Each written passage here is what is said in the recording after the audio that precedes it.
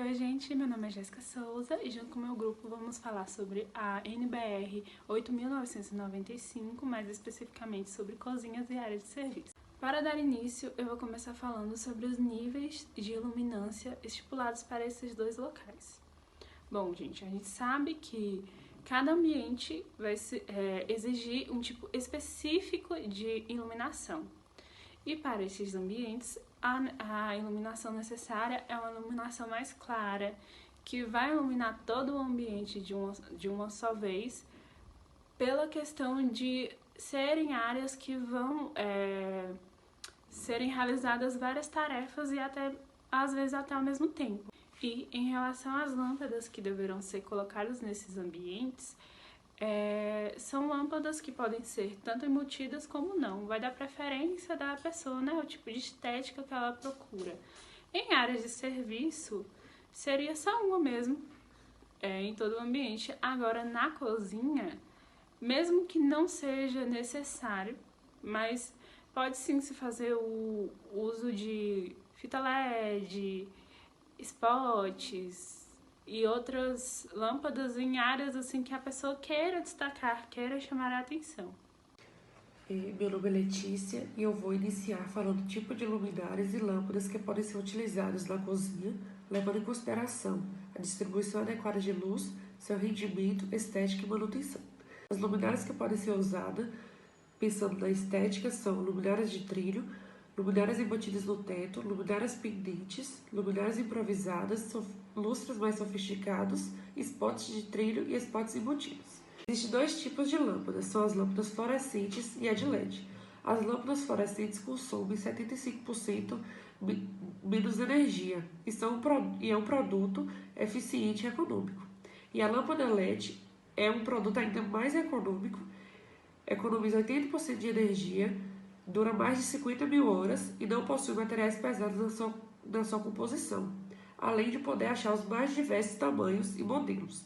Ele ilumina mais e proporciona maior conforto térmico. Para uso de lâmpadas decorativas é usada a fita LED e os spots. A fita LED de boa qualidade tem uma vida útil de 50 a 100.000 horas, ou seja, 10 anos de uso. Mas todos esses produtos, se não forem expostos a variações de temperaturas e alterações de tensão, eles conseguem ter uma vida útil muito boa. Existe um tipo de iluminação usada na cozinha, que é a iluminação direta, como o próprio nome diz, é mais focada, direcionando a iluminação para um canto ou objeto, e a difusa, que é aquela mais comum, que é dispersa pelo ambiente de forma geral, normalmente feita por um ponto de luz central. E também existe a temperatura de cor, que é a mais indicada para o ambiente, são as cores frias ou não. Então, boa tarde, meu nome é Marina e a gente trouxe para vocês alguns pontos importantes para sanar nessa questão, tirar todas as dúvidas nessa questão de projeto luminotécnico. Principalmente na hora dos cálculos, né? Quando vocês forem realizar os cálculos. Eu vou explicar um pouquinho a mais sobre o coeficiente de utilização e manutenção de uma luminária, tais como os índices, tá? Então, nessa primeira fórmula que vai aparecer aqui do lado, nós temos onde essa primeira letra significa o fator de coeficiente de utilização, NR é o fator do recinto, né, a eficiência do recinto, e NL é a eficiência da luminária. Então, para calcular a eficiência do recinto, é necessário 3 pontos importantes, que vai ser o índice do recinto, a refletância e o tipo de luminária que você vai estar utilizando. A partir disso, de coletar todos esses dados, você parte para a tabela, né? A tabela técnica, onde você encontra todos os valores. Falando um pouquinho agora sobre como obter o fator de manutenção da luminária. Então, essa relação ela é feita com fluxo emitido no final do período da manutenção da luminária com o fluxo luminoso inicial da mesma, né? Então, esse processo ele é extremamente importante porque, com o tempo, todo mundo sabe que o fluxo luminoso da lâmpada ele vai reduzindo, seja ela por poeira, desgaste, e aí é necessário você fazer essa troca, né? E tá fazendo esse acompanhamento. Justamente por causa da diminuição da incidência da luminância. Então, a eficiência da luminária corresponde à eficiência luminosa da peça. Então, é bastante importante também para estar realizando os cálculos luminotécnicos, né? Então, ela é a relação entre o fluxo luminoso inicial, né, de uma luminária e o fluxo luminoso de cada lâmpada. Então, ela vai ser realmente essa relação. Então, a partir disso, de coletar todos esses dados, é possível você destrinchar aquela fórmula inicial que eu coloquei. E aí, você vai obtendo os valores. Então, é importante também a gente saber sobre índice do recinto. O que significa o índice do recinto? Ele é uma relação entre o comprimento, a altura e a largura do tipo de luminária que você vai utilizar, que você vai escolher. Então, mas para isso, existem duas fórmulas diferentes que você pode usar quando for uma iluminação direta e uma iluminação indireta, tá? Bom, pessoal, eu sou o Milson e agora nós vamos falar um pouco sobre como calcular o fluxo luminoso total, que é o lumen. Inicialmente, deveremos levar em consideração alguns fatores, como características básicas, que são as dimensões do ambiente e também para que finalidade esse ambiente será utilizado, né? Usaremos nessa explicação um exemplo como uma cozinha e uma área de serviço, ok? Bom, pessoal, vamos fazer um breve resumo do que seria lux e lumen. Na verdade, lumen é uma grandeza luminotécnica, né? Ele é representado por um círculo cortado ao meio verticalmente, né? E no caso ele tem a capacidade de iluminar equivalência a 1 lux por metro quadrado.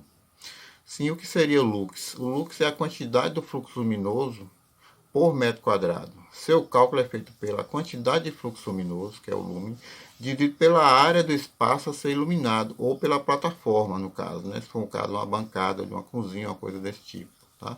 Ou seja, então, o lux é igual ao lumen sobre a área ou plataforma que vai ser iluminada, ok? Bem, pessoal, de base com os dados que nós coletamos lá na NBR 5413/1992, que fala da iluminância em lux por tipo de atividade. Ou seja, nós vamos utilizar os valores médios em serviço.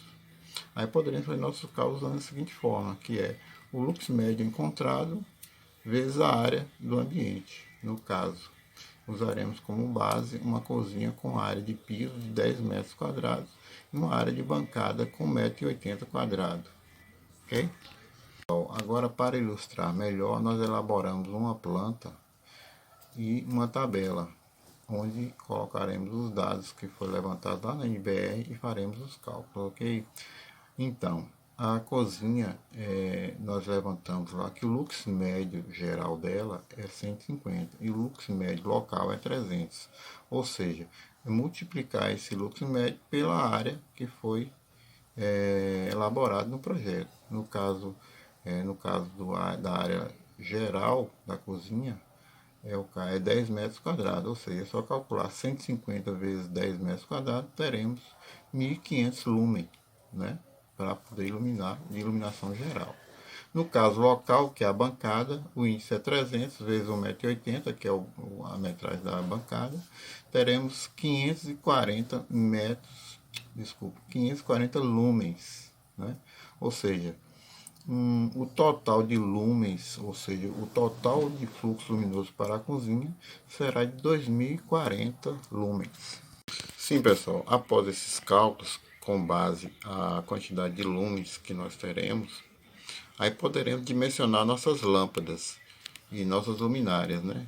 Porque as luminárias já vêm de fábrica, na sua embalagem, a quantidade de lumens que ela emite. Então, assim, poderemos dimensionar o que nós iremos necessitar para ambiente e para uma bancada, por exemplo, ok?